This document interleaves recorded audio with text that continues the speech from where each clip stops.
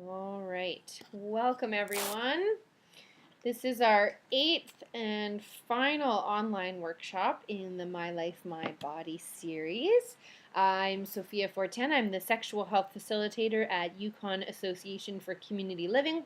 We're based up here in Whitehorse, Yukon, and the Association for Community Living is dedicated to inclusion for those with intellectual disabilities in our community. So we run a whole range of programs from advocating and supporting individuals to recreation and youth programming, as well as our My Life, My Body program, which is a sexual health and healthy relationships education program for the disability community.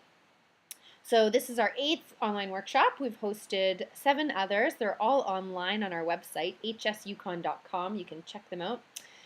We've run the gamut over the last 8 months, so we've talked about what human sexuality even is and how it shows up in our everyday life, from how we touch and interact with others to how we show up in the world as men or women. We've talked about the importance of friendship and how loneliness is a really big issue in our community.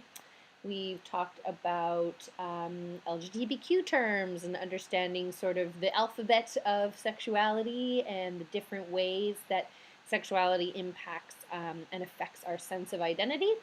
And we talked about how as support workers and family, we can best interact with this topic of sexuality, what things we need to think about, to consider, to explore within ourselves, and some tools and strategies for working with our clients and family members.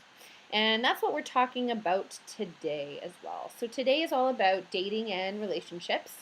And we're going to be focusing on kind of 2 key things, which is planning for success and managing expectations. I would say both our own and those of our loved ones and those in our care.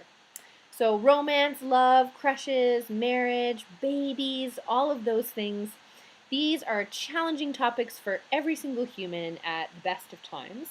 And as we've explored in this entire workshop series, these topics are pretty loaded and just have that much more fear and concern when it comes to those in our lives with intellectual disabilities. So we have this culture in love and romance that's all around us, right? And the individuals that we're caring for, whether they're family members or clients, are witnessing the relationships in their families. They're learning about the partners and children of the staff that they work with, and they're watching movies and reading books full of stories about romance, love, marriage, and growing a family. So it's no wonder that they would have an interest in these topics, that they would have a curiosity in these topics, and that they have certain ideas in their head about, these topics. Everything from watching Disney movies and waiting for, your prince to come rescue you, the notions of falling in love or what parenthood can become. They're around us all the time. And what that means is that the folks that we are working with have very real and natural desires, like the rest of us, to have these things in their lives. So we're all seeking to feel loved, to have someone special to hold, to kiss, to see us, to recognize us, to spend time with. And others still might be actually curious about sex or other forms of intimacy. And at the heart of it all is really a desire for deep and loving human connection, which is something that we're all hardwired for and something that I've talked a lot about in all of these streams. So one of the biggest pieces of the sexual self is this idea of intimacy. And whether it's sexual intimacy or just, friendship and connection, we all crave to be seen and heard and loved just as we are. And depending on the kinds of tools we have to access that, it's almost like this need is the same as the need for hunger, or as hunger. And so we will go out of our way to feed our bellies.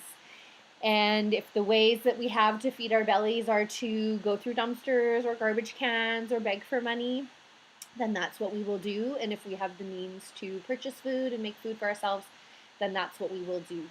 And so when people are seeking intimacy in their lives, when they're seeking connection, they will use whatever tools they have at their disposal, appropriate or not, to make that happen for themselves. And that's where we run into the risk and challenge that's really inherent in dating and relationships for folks with intellectual disabilities. So the fears that we have, the worries that we have, the concerns that we have as parents and caregivers are very, very real. I don't want to diminish that in any part of our conversation today. They are very real. Cognitive and social differences make it challenging for many individuals to navigate these waters safely. And if they don't have the right information or the right skills, they can definitely become victims of abuse, or they can be at risk of harming others inadvertently or on purpose. And that's not something that we want to take very lightly. We know that victimization rates are higher. We know that many folks with intellectual disabilities run into challenges in their community because they're using the wrong tools to gain intimacy, to gain connection with others. So what we're talking about today really is this idea of dating and relationships.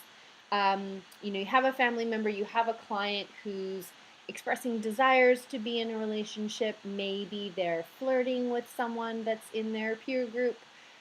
Maybe you're dealing with challenges like they have a crush on their staff, or maybe they have a crush on a family member. What do we do when this happens? How do we address this, and how can we move forward in the most sort of positive way possible? So today I'm going to just go through some myths and misconceptions about disability and relationships, and invite you to kind of think through some of these things with a bit of a shift in perspective, perhaps. And then I'm going to talk a little bit about guidelines and tools.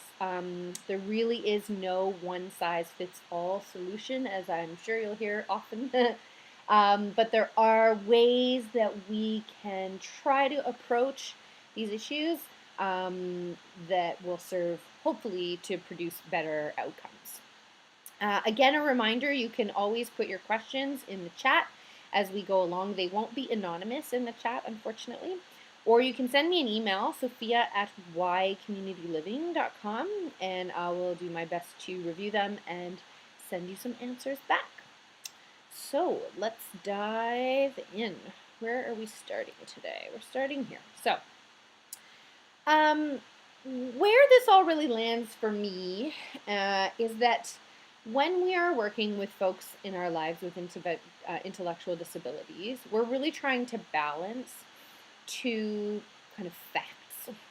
And one of those facts is that every person, regardless of age or ability, has the right to make informed choices about their body and how they relate to others. So that is a fact.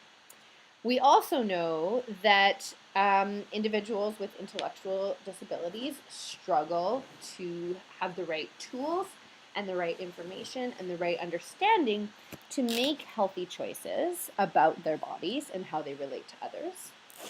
And that we have a duty to care for these folks and to support them so that they can avoid harm to themselves and to others.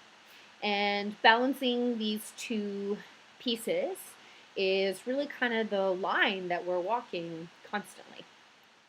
So this is a little graphic I've put together, and I'm still working on it. I don't love all of the terminology here. I'm exploring it. But there's this idea that on a spectrum of autonomy, we're trying to balance this notion of a person being completely autonomous and independent, or almost being left alone. And on the other side, this notion of protection, dependence, or support. So being completely supported in what they do versus being more autonomous in what they do. And we're really trying to find a balance between these two things, or we can think about it as a scale in terms of where someone might sit on this spectrum, and if there's ways to move them from one side to the other. So our goal is always about thinking about this when it's sort of a good frame for approaching the relationship conversation. On the one hand, we know that folks should and do have the right to make choices about their bodies, who they might be having sex with, who they want to hug and snuggle, who they want to spend quality time with. And on the other side, we know that they may have challenges that limit their ability to have complete autonomy and complete independence. So when we're trying to work through solutions for particular individuals, I often think of it as if we know that somebody's kind of here in terms of their understanding of what sex is, their understanding of safe sex and how to go about it, their understanding of personal boundaries and how to respect them and not harm others, but they're also expressing a desire to be in a relationship and maybe they have someone in mind that they would like to pursue that with. What can we do as support staff, as family, as the folks that are supporting these individuals to get them one step closer to that goal? What needs to happen? And that's what we're going to be talking about today.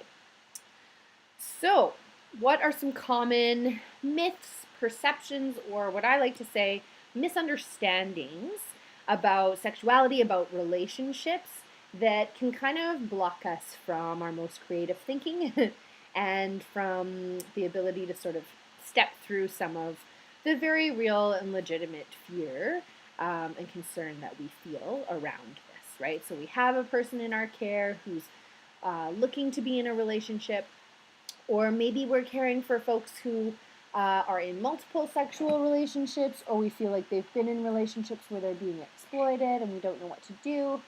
How can we kind of work through these scenarios and situations?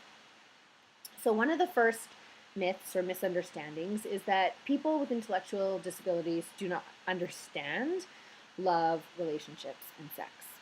And I think what I really want to say here is mostly just that we tend to, this is kind of a misconception in the sense that I think we often make assumptions about what those in our care do and don't know, especially around the idea of sexuality, because we can be nervous or uncomfortable talking about it. So I know when we first started the My Life, My Body program and I was meeting with some families, as we were talking, they were kind of saying, we have no idea what our family member actually knows about sex. We don't know if they know about the body parts. We don't know if we got that lesson at school. We don't know if they know about STIs. We don't know what information that they've received in the school system, or we don't know what our family member or our client thinks they know about these things. Because that's the other piece, right? And I suppose where that comes from really is this idea that we don't grow up in bubbles or vacuums. And sexuality, as we learned in the first workshop, which I highly recommend you watch if you haven't yet, is all around us. And so we have this fear of bringing up topics of sexuality with our loved ones or those in our care because we feel like we may be the first to introduce them to this topic, or we feel that we may kind of wake up some inherent desire. But really, their desire is natural, and they've been learning about sex, relationships, and sexuality, the big sexuality word, since they were born, since they've been watching their parents in their home interacting with each other, since they've been watching people in their community walk down the street and hold hands or give each other a kiss or play with their children. So we often get afraid of bringing up the topic in an effort to understand what our clients and family members know or think they know. And this can lead to us just making an assumption that they don't really understand it. The other piece that I want to kind of bring it up is really everyone needs relationships of all kinds. They don't have to be sexual. They don't have to be even intimate. And loneliness and isolation are really big issues in our community. And if you've been up on a lot of the research and just media has been covering this loneliness epidemic lately, and we know that within the intellectual disability community, about 50% of folks report social isolation and loneliness. And when we live a lonely or isolated life without a lot of social interactions, diverse social interactions, it's pretty much the same as smoking 15 packs of cigarettes a day. So it leads to early death, it leads to poor mental health, poor physical health. Loneliness and isolation have really big ramifications. And we talked about this a lot in the last webinar, I believe, which is about friendship and the importance of friendship. But love and connection are deep human needs that people understand far more, I think, than we give them credit for sometimes. Again, this is really depending on folks, their level of ability and communication. But we want to be avoiding making the assumption that people have no concept of these things, especially when people may have a lot of misunderstandings or misconceptions about these things. So one thing that I run into a lot working with clients is we can all rewind ourselves back in time to our teenage days and we can think about the crushes that we had. We can think about the notions of romance that we had. I always used to daydream at night that I would get really upset one day at school and run out into the rain onto the football field, and the boy that I had a crush on would race after me and tell me I was wonderful and beautiful and give me a big kiss. And we would kiss in the rain to the Goo Goo Dolls in the background. So we all can remember a time of high sort of romantic fantasy, really fed by movies and media. And those misunderstandings can come in the form of believing that we go from liking someone to dating them instantly, or we've been on one date so we're already boyfriend girlfriend, or we like them so we're already boyfriend girlfriend. So not quite understanding the pace and the evolution of how real relationships work. Also having I think most teenagers have a lot of ideas about not only dating, that someone has to be hot in order to date them. Our criteria for what makes a healthy relationship and why we should date someone evolves over time. And so what I see in many of the adult clients that I work with is that they have more sort of teenage or younger or inexperienced notions of dating because they're still very much being fed by the media perception of these things, and they have not, in many cases, like the rest of us, lived through a few relationships and learned over the course of time through those relationships that maybe looks are not what it's all about, and that maybe, small romantic gestures rather than big moments are what it's all about, that kind of thing. So all that to say that we want to be checking in with our folks to find out what is it that they do actually know and what do they think they know that we need to troubleshoot or address. Another misconception or misunderstanding that we have about folks with intellectual disabilities is that they are asexual. So asexual means a person who is kind of without a natural sexual desire. And we've talked about this one a lot more in the first online workshop, which I encourage you to check out again. But we make this assumption that because a person has an intellectual disability, that the rest of their body doesn't go through puberty and doesn't go through the same natural changes that every other body does.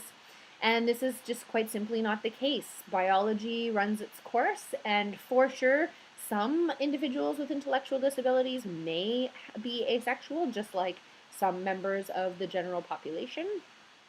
But in general, starting in puberty, so anywhere from age 8 to about 21, people are going to start to develop sexual urges.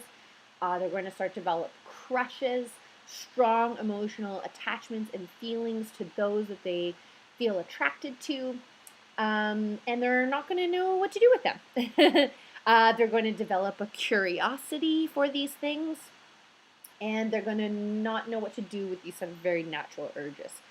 So again, just like in the first scenario, when we make assumptions that folks have no sexual interest, we can create places and spaces for confusion and misunderstanding, and we can also create an environment where a person doesn't know where to safely get reliable information, and so they may do their best, again, depending on their ability to find that information, and it may not come from great places.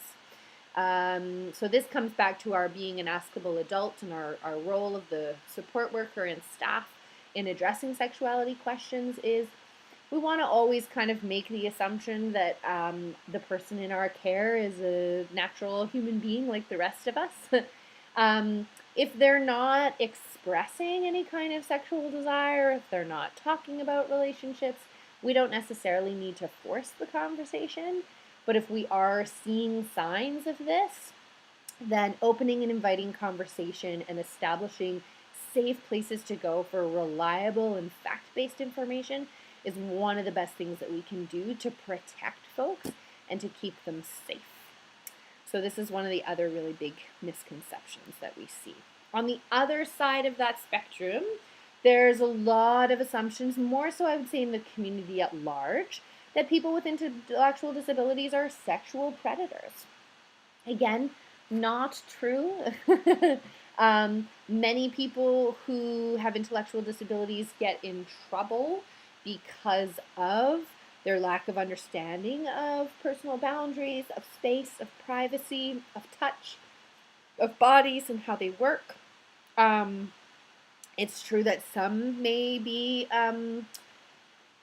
have preclusions, but we kind of have this assumption that people are either virgins or perverts. And in general, what we kind of see from this space, the reason that this misconception can come about is often from misplaced affection or people not having the right tools, like I said earlier, to seek that intimacy that they're searching for. So, for example, misplaced affection could be a perfect example I like to think about is that we often spend a lot of time working with our clients and family members, teaching them to be respectful and caring and generous. And what that looks like is encouraging them to compliment others, encouraging them to give gifts and thank you cards. And those are all wonderful and well-meaning. And yet, if a person has a very small social circle, which is mostly limited to staff and family, they may end up sort of over complimenting staff or gift giving too much, where that gift giving becomes inappropriate. And really, their understanding was just that they were doing something considerate, that they were being kind. But over time, the person who's on the receiving end of these things can become quite uncomfortable because their personal boundaries are being stretched. So that's one example that's less predatory, but where like people can be made quite uncomfortable by well-meaning acts just because folks have a smaller social circle, and so they are following through on sort of the directions and the lessons that we've taught, but they don't quite understand the nuance of how to deliver that. Another one could be that folks really don't have anywhere healthy to direct their sexual and flirtatious energy. So I'm sure we've all worked with clients who can be quite flirtatious and outgoing, and because they're craving that intimacy and they've sort of been taught or they've learned through movies and stuff that this is how you get attention and this is how you connect with others, they may use that as a tool in inappropriate settings because no one is supporting them to use those skills in appropriate settings. So oftentimes when a person gets denied their desire for connection, when we don't support them to the best of our ability to find a relationship for them, if that's something that's possible for them, then that energy gets misdirected in other places where it can become harmful or uncomfortable for others. The other thing that I want to bring up here is kind of a shift in perception as well, where things like crushes on staff, right?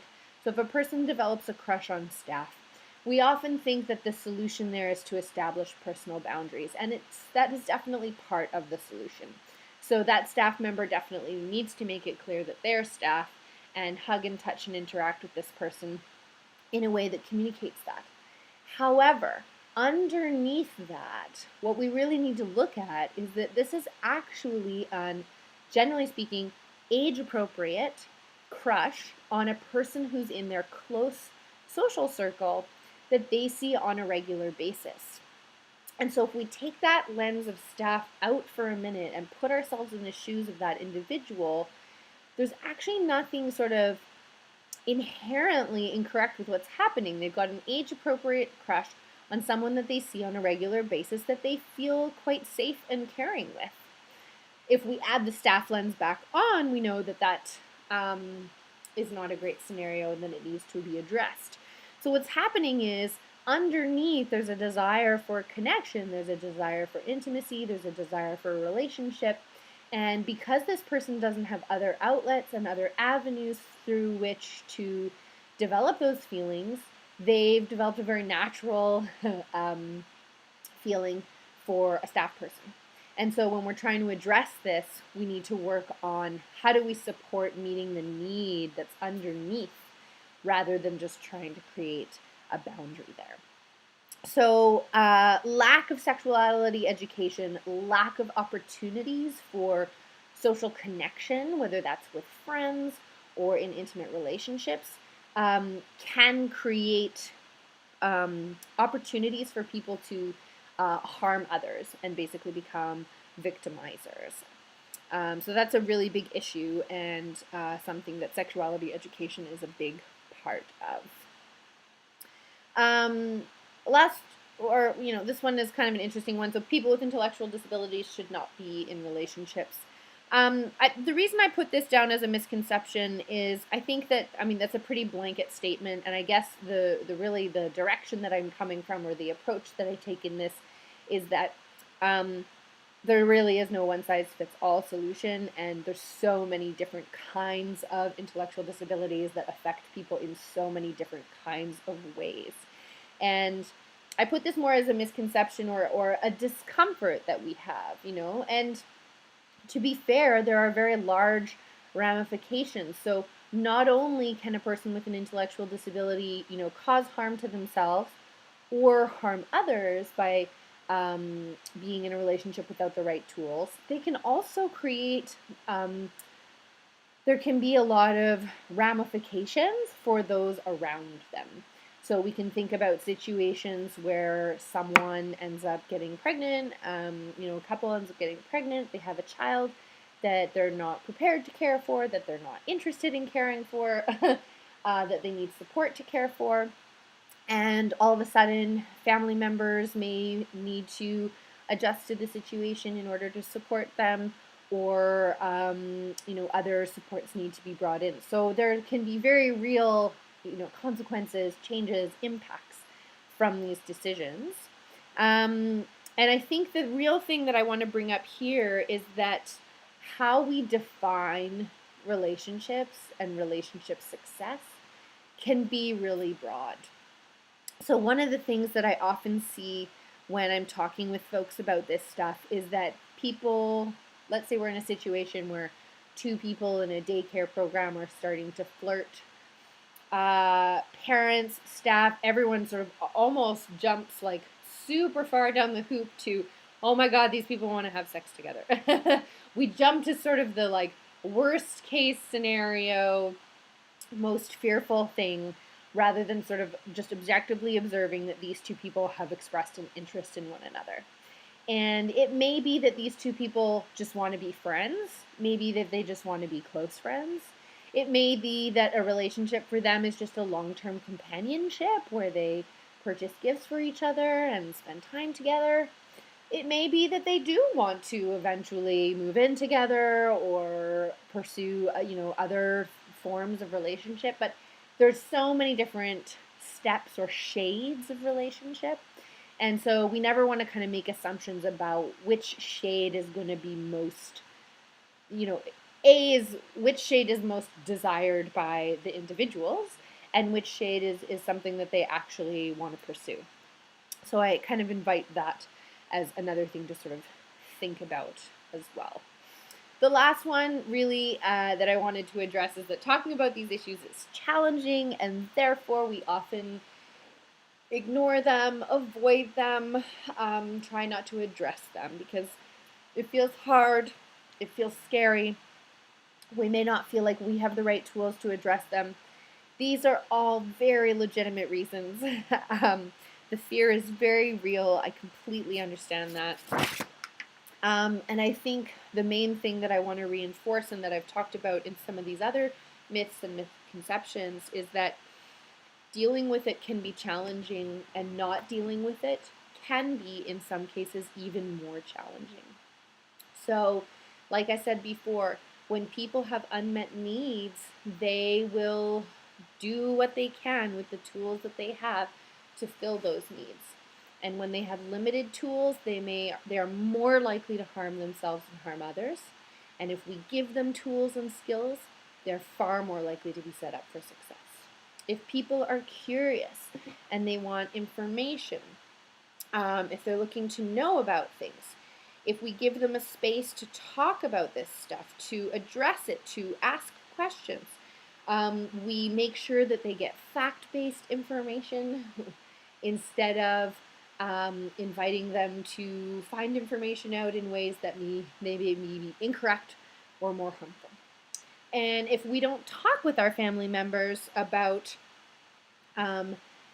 what they know and what they don't know, or what they think they know, then it's challenging for us to make a really solid plan to support them to learn what they do need to know. So I'm just going to pause there for a second and see if anyone has any questions or comments. You can always send an email, sophia@ycommunityliving.com, when you have a moment. And otherwise, we will get going.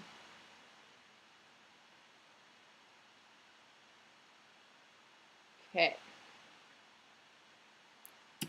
So, next we are moving on to some guidelines for success. Just give one moment. I see somebody's typing here.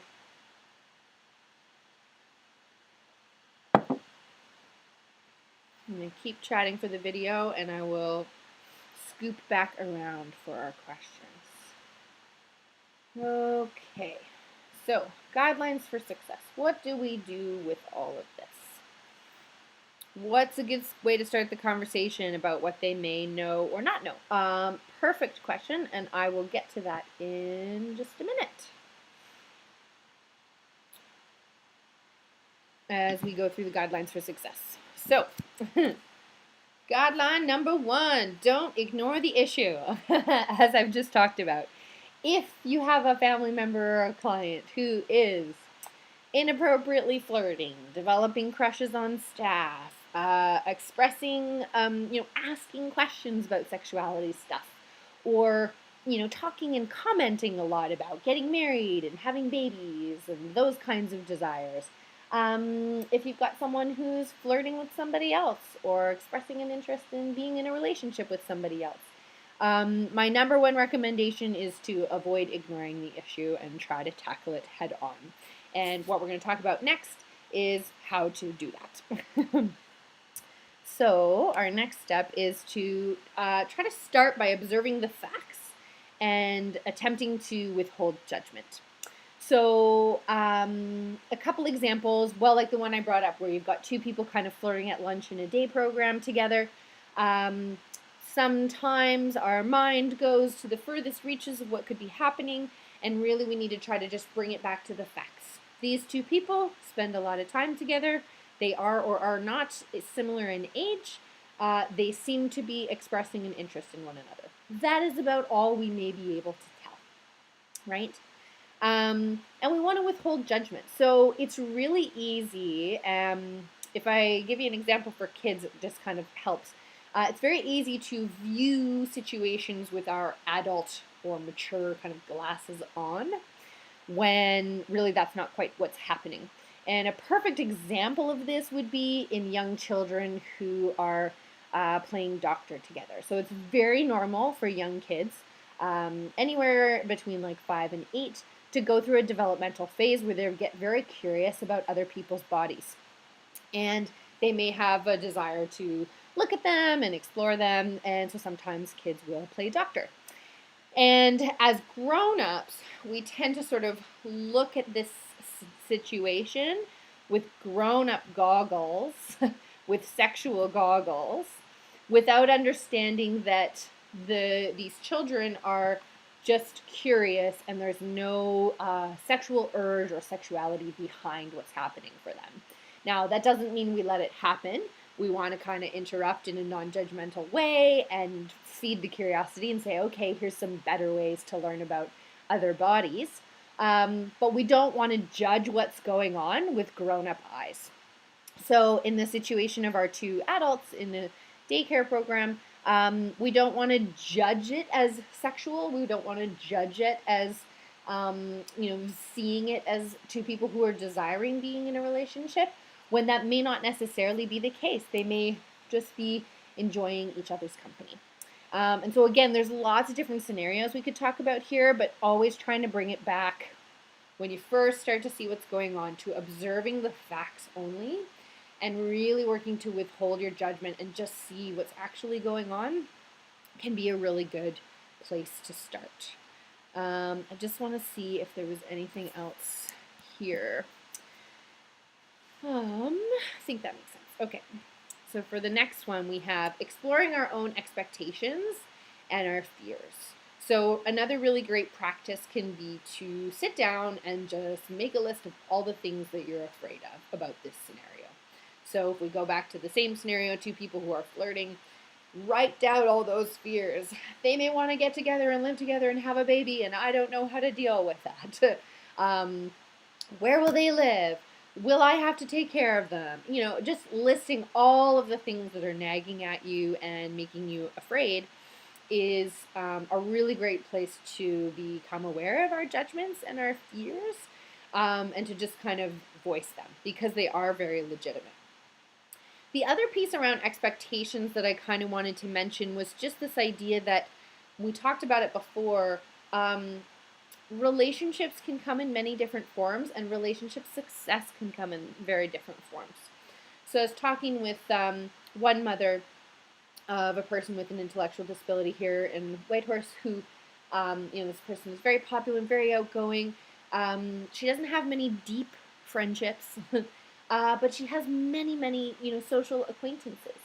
And, the mother was kind of sharing with me that even, in the early days, she kind of had this hope that her daughter might have a, really close gaggle of girlfriends and they would have sleepovers and whatever. And that hasn't necessarily become the case for this person yet. However, this person does have a lot of relationship success and a very thriving social life. So it just may not look like what we expect. We kind of have our own notions about what a relationship looks like, whether that means people should be in monogamous marriages or, we have an idea of how relationships are supposed to work, quote unquote.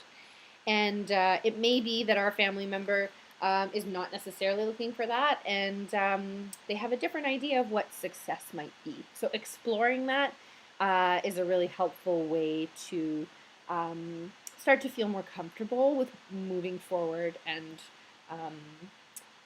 dealing with this. So the next step really is to open up a conversation with the individual or individuals if there are two of them. And lots of different ways that I like to do that is certainly using media is a great way to do that. So if there are movies that you watch together as a family or movies and books that are being read, or that this person really enjoys, that they're watching, how can you use the movie or the book as a conversation starter for what's happening? For example, I worked, my friend's 8-year-old daughter. I was taking care of her, and she was reenacting for me this very intimate moment in a Harry Potter movie where Bryony, or whatever the girl's name is, obviously I'm not a huge Harry Potter nerd, asks Harry to zip up her dress, the very classic kind of moment. And she reenacted the entire thing for me, perfectly. And even, the energy of it and the intimacy of it. And I was quite sort of taken aback. But it was a great way to start to talk about, what was going on in that scene? And, do you think these two people like each other? And is there anyone that you like that? So using opportunities to talk about the characters and the scenarios that play out in movies and books that our loved ones, our clients are reading is a really great way to start conversations about that stuff. The second one really is to just bring books home to read if your person is a reader. Um, you can do the classic, like, leave it around and hope they'll check it out. You could introduce it to them. There's a really great book about sexuality and relationships that the Down Syndrome Society has put together. We have many copies at the Association for Community Living Library. And the book covers many different topics. It's great for folks to read on their own. It's written in plain language with lots of pictures, and it's also great to read with somebody and to use as a conversation starter. And there's chapters in there on everything from trust and trust circles to understanding yourself, to things about going to the doctor to get checked for STIs, etc., etc. So you could bring out a specific chapter. Let's say you're working with two people who have become sexually active, and you're in a support role for this person. You may bring out the chapter on STIs and say, hey, so now that you've started being sexually active with this person, like, I just wanted to see what you know about this. And make sure that you have all the information that you need, and it's really good to review it on a regular basis. The other thing is just to kind of ask. So I will ask people, like, what do you think about relationships? And, are you interested in having a girlfriend or a boyfriend one day? Engaging in a conversation with them, asking them, why they think that's important or what they think they would get out of it. So anytime, and this is kind of more in the sex ed classes frameworks that I've done this, but people will quite voluntarily talk about, what they believe about relationships, what they've learned. They'll talk about their famous movie series and be like, oh, that couple in Twilight, I want to be like them. And those are really great opportunities to start to assess what people think they know, what people believe and understand about this stuff, and where there might be some gaps. The other thing that we can open up in the conversation is, if we're trying to address a very specific issue, is just to ask them about it, right? And it might be in situations where this person has gotten into some trouble around their behavior, and so then is a really nice time to just talk about those kinds of things and talk about the things that they need to learn. But if you have two people who are expressing an interest in one another, a perfect example I gave in one of my workshops was when I was I went to daycare and after-school programs quite late, and I ended up kind of working in them. So I was about 12 or 13 when this happened. So I was working in this summer program, half participant, half working, and the son of the daycare person's owner was also kind of hanging out, and he and I are the same age. And we were kind of crushing on each other a little bit and, flirting and whatever. And at one point one day, we ended up reading an Archie comic together. And he had his arm around me, and he was reading me this comic. And we were having a nice time, and it was really great. And when it ended, the daycare worker just very discreetly pulled me aside when there was a nice time to do so. And she just checked in with me, and she said, hey, I noticed that you and this person were getting really cozy, and I just wanted to make sure that you were feeling safe with what was happening, and you were feeling comfortable, and that was what you wanted. And if you ever wanted to talk to me about that, then, go for it. And so she didn't make a big deal about it. She didn't judge what was happening. She just sort of offered to me to share a little bit about what was going on, and open the door to further conversation about it, which is probably one of the greatest approaches that you can take. So that's kind of another offering in that sense. But it's easy to make assumptions about what we think is going on and what our person is knowing and wanting. And really, we need to just ask them, what do they want? What are they actually looking for? What is going on for them? And how can we assess sort of where they're at with what they know? Another great tip is to talk to others who've been there and who have supported a loved one through a relationship. So working through the YCL or through, Special O or other community groups to find examples of folks who are actively in relationships, and to talk to those who care for and support them, to find out what they've been through, what strategies they used, what measures they've put in place, what has worked for them, and what hasn't. Couple of last pieces here, taking it to the team. So obviously there's very different ways to respond to this issue when we're in a service or staff support role and when we're in a family role. And that's kind of a whole topic for another workshop, and it's a challenging one. There isn't really a perfect way to address it. Just to say that, when working through these kinds of scenarios, it's, best if everyone is kind of talking about it together with the individuals and everyone's sort of on board with what's happening.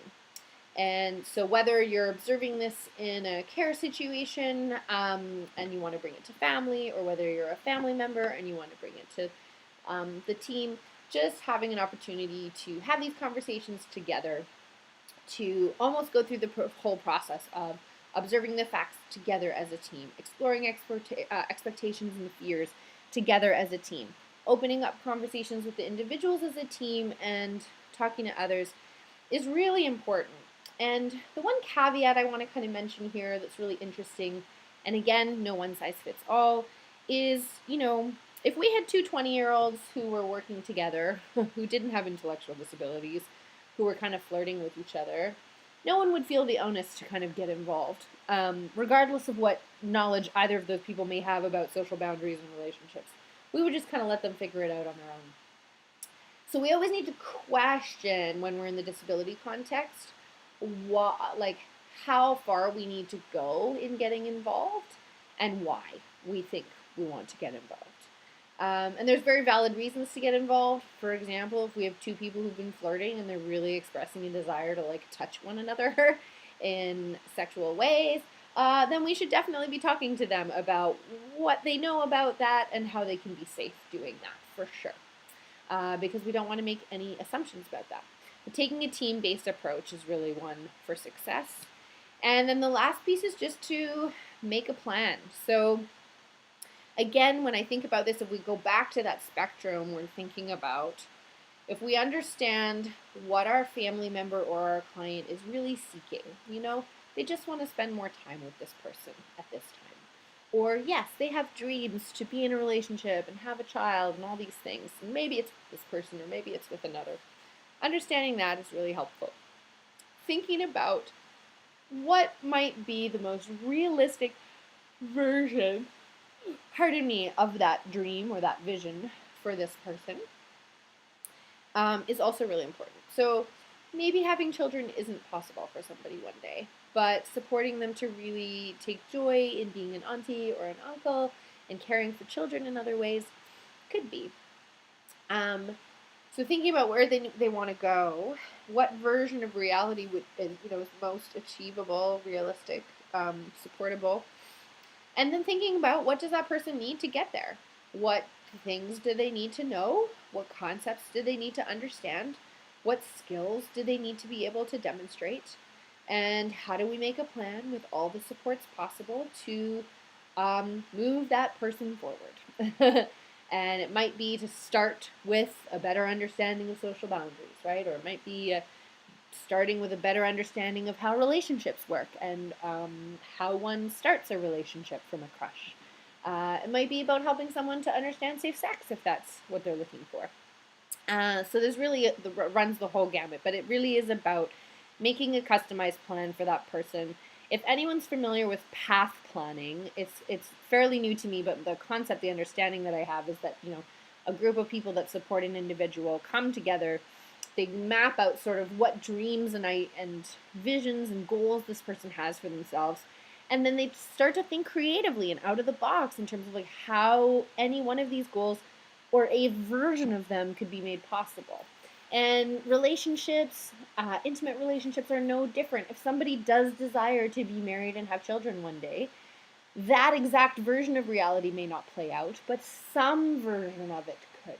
So what version of success is possible, and what do we put in place to make it a reality for that person? And that's where it just really depends on the individual. It depends on their communication skills. It depends on their cognitive abilities. So many things. But we often just kind of completely shut the conversation down and make assumptions that nothing will be possible ever, instead of looking at what small little piece could be possible today or in a little while if we took some steps to move forward. So in terms of takeaways for today, really intimacy and deep human connection are basic human needs, and people will do whatever they can to seek those things out. If they don't have the right tools, they may end up harming others as they go about trying to meet that need. We all have the right to love and relationships in whatever shape is possible for us. Supporting clients and family members to build relationships is definitely not easy, but the consequences of not supporting them are not easy either. Taking a team-based approach to teaching the necessary skills and information for success is a great way to go.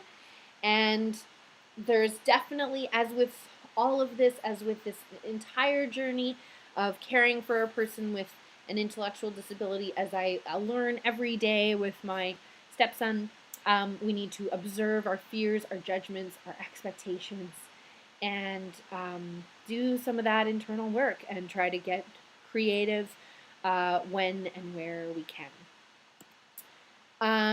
So if there's any more questions, we've got a few more minutes. I'm not sure if I addressed the question about good ways to start the conversation. Did I answer you? Do you want some more info there? Let me know in the comments or send me an email. Otherwise, you can get in touch with me at hsyukon.com, or you can email Sophia at ycommunityliving.com. We've come to the end of this round of funding, so we will be figuring out what is next for the program and moving forward from there. We'll see you next time.